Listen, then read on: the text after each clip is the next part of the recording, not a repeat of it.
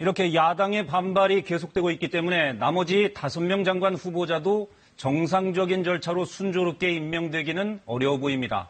정치부 임세um 기자와 좀 더 알아보겠습니다. 자, 임 기자. 네. 야당은 콕 찍어서 김현철, 박영선 후보자의 사퇴도 요구하고 있는데 추가로 낙마자가 나올까요?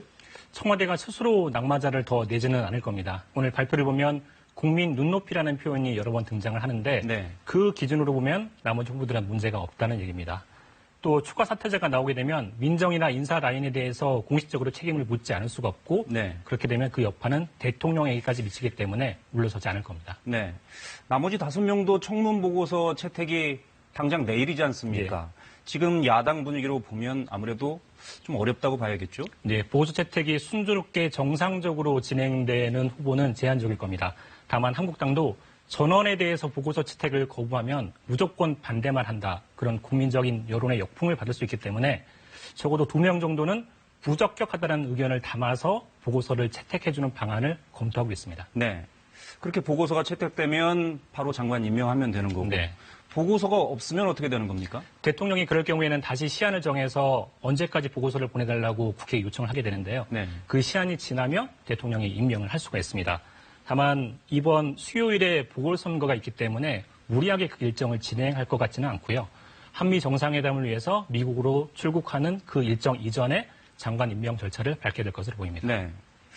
오늘 후보자가 낙마한 과기부, 국토부 장관 후보자는 뭐 곧 다시 발표할 수 있는 겁니까? 그게 바로 청와대와 여권의 고민인데요. 이번에 과기부 장관 후보자를 구할 때도 10명에게 제안을 했다가 모두 거절을 당했다고 합니다. 네. 또 돌이켜보면 지난번 조각 때는 27명에게 제안을 했다가 모두 거절을 당하고 28명째의 후보자를 구한 부도 있었다고 합니다.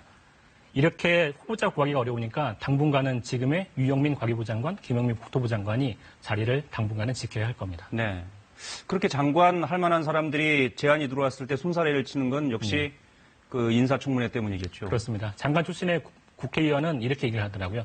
청문회를 거치고 나면 만신창이가 되더라 이렇게 표현을 하기도 했었는데요. 네. 그래서 민주당은 이참에 제도를 좀 바꿔보자. 사생활 관련 부분은 비공개로 하자고 제안을 해놓은 상태인데 한국당에서는 오히려 국회에서 거부를 하면 장관 임명을 원천적으로 못하게 하는데 관심이 더 많은 상황입니다. 네.